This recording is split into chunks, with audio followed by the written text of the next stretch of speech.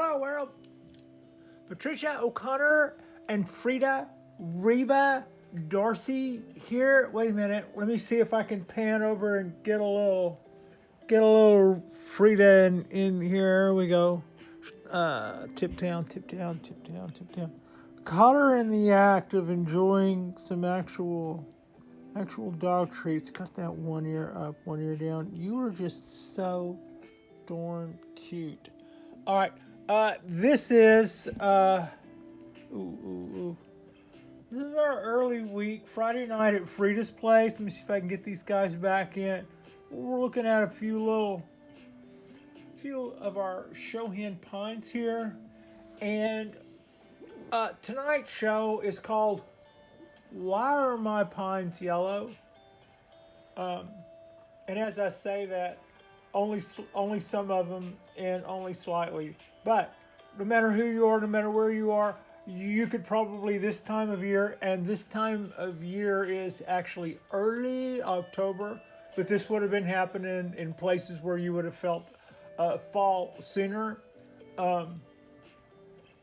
That you will see your pines turn yellow, and sometimes you see that and you worry, what is it? Am I overwatering? Am I underwatering? Am I sick? What is it? Bugs? What?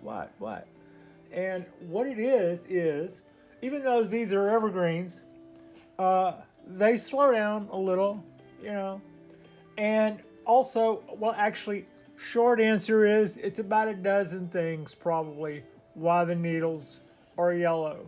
There's a few yellow needles on this one, but the yellow needles on this one are yellow for a different reason than there's a few yellow needles on this one. And the yellow needles on this one are a little different than the yellow needles on this one. And this one has yellow needles for a reason that probably relates more to the same reason that this one is. Now, that could be in the fall and in the end of summer is whenever you're going to see the highest amount of all the pests. Also, this is the time that the trees will have been off of their food for quite some time.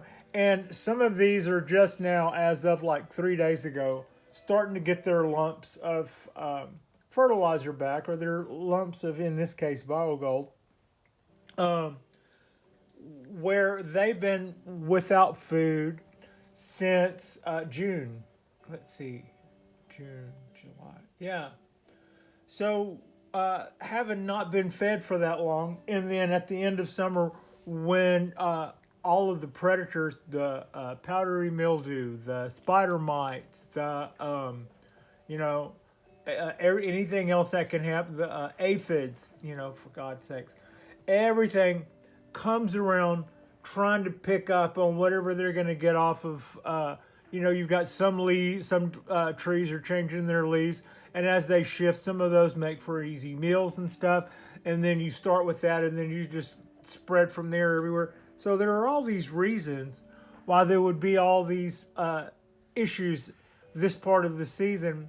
And when you combine that with, this is the longest dry spell that if you're doing your Japanese black pines, like what you would typically do to keep the needles small and all that good noise, this would be the longest time they would spend without being fed. And this is the end of the dry spell for them. And so what we see from that are needles that are long in the tooth.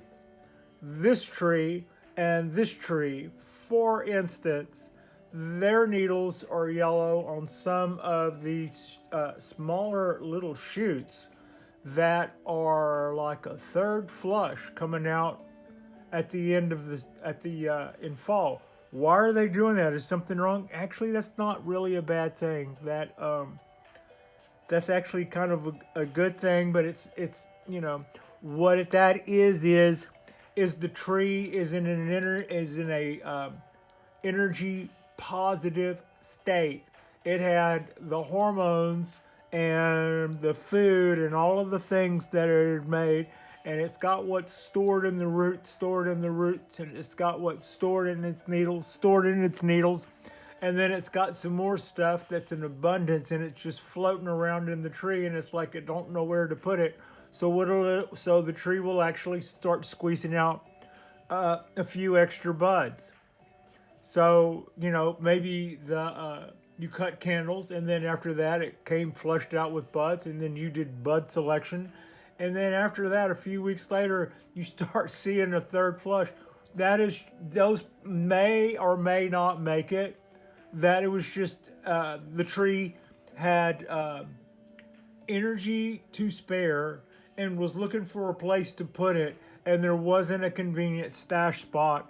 So it just kind of makes a little bud and stashes some stuff there, and it may go on to become something that is there on the tree next spring, or it may start turning yellow and then get weak and demise. I think like this guy here looks like maybe an example of some of that. And I have some of that on this back tree. They're similar in that I think they're both doing that. Now, this one looks like it's escape roots. I had a pretty good amount of escape roots on this tree. And the escape roots in the bottom allowed it to stay a little wetter. I was watching the top of the soil for it to get dry, and seeing that to be the case, I would make my decision as to whether or not to water the tree before leaving for work all day, knowing that I would be then gone, and if the tree was dry, it was going to be dry a long time. Well, at the same time, we had escape roots down in the bottom that were big on a lot of these trees. I hadn't looked at that. I saw them, they got kind of out of hand. I noticed that last couple of videos ago when I was doing just a little bit of wiring work on our literati Japanese black pine. The roots coming out of the bottom, my escape roots that go into my substrate to kind of help hedge against the heat and all that other stuff, they were quite long. So this guy is able to stay wetter longer because it had more roots than I realized. Hanging out in the substrate, which is basically a drip tray that keeps substrate in it so that these little trees can survive little pots. I would always recommend putting your mame and your shohens in little trays of substrate. It'll let those guys make a little cheat for themselves, a little something back in the purse or whatever to keep them cool or keep them hydrated, or because these little pots, they get real hot. These little pots, they get dry really fast, and if it's got an escape root down there, that is its little hedge against life picking on a tiny little tree in a big old world. So, all right, so that would be that. And this lesson of what's wrong, why are my trees are so yellow, isn't the point of this story in each needle and why. And I have mentioned it. These two were because they're most of the trees have been fed all year and they're in an energy positive state, and to some extent the trees will then put out little tiny buds and shoots that they're not necessarily keeping. They're going to be a third flush, and that sometimes they just put those out and then they just kind of puff and go. So that doesn't look like that's not anything weird when they do that, and it's not anything weird necessarily when they then turn yellow. Also, whenever the trees go from heat and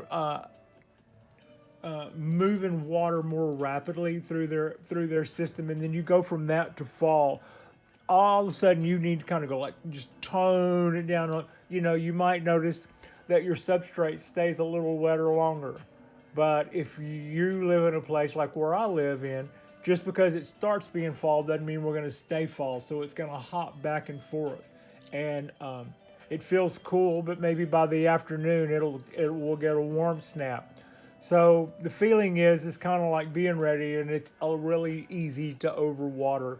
Right now, it's worse to underwater because we can think, well, that's damp right now. I watered yesterday, but it didn't really get rid of all of the moisture, so we'll just go with that. And then it turns around and it's 90 degrees by 10 or 11 o'clock. The tree's really dry, and then it's got all day to bake. So, given those two situations, I'd kind of lean a little bit on the maybe heavy water inside. Now this, and again, it's not really so much about why is this tree yellow and why is this tree yellow. The story on this one is different than all of them. Its pod is a little thinner.